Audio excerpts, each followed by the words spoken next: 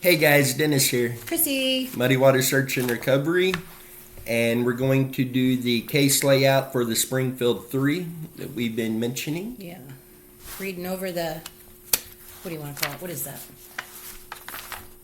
The initial case details, guys. This is pretty wicked. So I'll let you start and I'll jump in a little bit. Okay. The three ladies that are missing is Suzanne Streeter, Cheryl Levitt, who is Suzanne's mother, and Stacy McCall. Missing from Springfield, Missouri. They were reported missing around 11:15 p.m. on June 6th. And then it says the date last seen was June 7th. I think those dates were actually crossed up in the initial report. We will work to confirm that. The last known location was at Cheryl Levett's home on East Dahmer Street. And they were last seen leaving a graduation party. Cheryl was 47 years old at the time of her disappearance. 5 foot, 110 pounds with light brown hair. Suzanne was 19 years old, 5 foot 2, 102 pounds with blonde hair and brown eyes. And Stacy was 18 years old, 5 foot 3, 120 pounds, blonde hair and light colored eyes. And the vehicles were left, the vehicles were left at the home. They do not have a vehicle with them. Which is... We'll let you jump into the story. So this is the initial case details, guys. All personal belongings, including vehicles and purses, were left behind. No signs of a struggle, except for a broken porch light globe. There was a message on the answering machine police feel to be relevant to the case, but the message was inevitably, did I say that right? Inadvertently. I'm sorry. Inadvertently erased. KY3, which is a news channel down there, reports the door was left open. So that's kind of odd.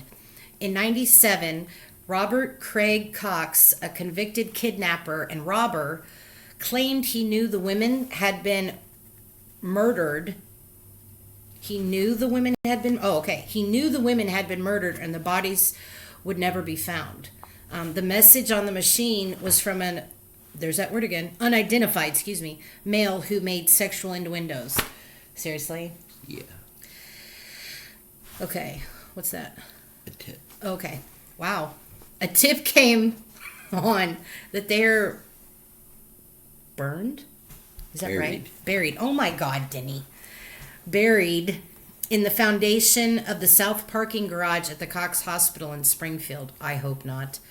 GPR shows 3 abnormalities that fit the size of the ladies, but without more to go on, law enforcement says it would be too expensive to dig it up and having to rebuild the parking garage. But I don't care. There's bodies under there possibly. Let's see. Investigators determined the lead not to be credible, but you just never know. Daryl Moore, a former assistant at the Greene County Prosecutor's Office, said the tip came from someone who either claimed to be a psychic or claimed to have a dream or a vision about the case. Let's see. Over 5,000 tips have come in over the years, so that's pretty good. Extensive search efforts in Lake Springfield. How do you say that one? Forsyth, Joplin, and Stockton, as well as rural and suburban areas all around Springfield, Missouri. So at least they've got an area. FBI, Missouri Highway Patrol, and numerous other agencies, as well as the Springfield PD, have conducted an extensive investigation into the lives of the 3 missing women, but there has been no possible positive leads. Oh dear. This is something else. And to me, it sounds like the tip with the parking garage was dismissed because somebody who gave that claimed to be psychic, and they didn't really, law enforcement didn't go along with that. It's kind of odd at first when you think about it, like, oh my goodness, they would be buried there, but you never know anymore. See, and the GPR abnormalities there, that's very intriguing. Yeah, and something's in there. I understand the cost that comes with that. Yeah. That would be very expensive. Oh, yeah. but I think they need to look at that more. Right. At least double check what was in there to begin with. And I mean, to know that they could possibly be in there. That's goodness. But this guy, that kidnapper and robber and whatnot. And he was actually in jail in Texas on an unrelated case. I read a report that they took his statement to a grand jury, and it never come about with charges on it. Lovely. But we will be in Springfield later this year, and we have some areas we will be sonaring, as well as a couple areas that will be ground searches. Yeah. So we will be there this year to search on this case. So again, that is the Springfield 3. Their names again, Suzanne Streeter, Stacy McCall, and Cheryl Levitt, who is Suzanne's mother.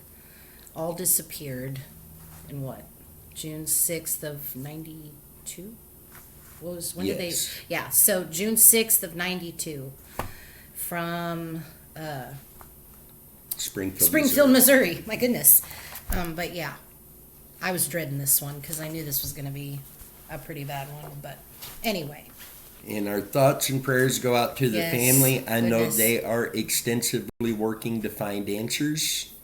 And going back through the reports, the news channels, they still carry this case not as solid as in the past, but they do still bring it up. So it is still getting a little attention. It obviously, like all of these other cases, needs more attention. Yeah. And that's where you guys come in. We love you guys. You get it out there. You get it shown. You talk about it. You guys are awesome when it comes to this kind of stuff. And if you had any locations of interest on this case, please get those out to us. We would love to add those to our search list when we go to that area. Yep. And from this one, we will also be going to Camdenton, Missouri, and doing a search for a gentleman there as well. But we wanted to get this case layout to you. We will be doing an update on this in the very near future. With that, thoughts and prayers to the family. Till next time, stay safe. We'll catch you down the road. Bye.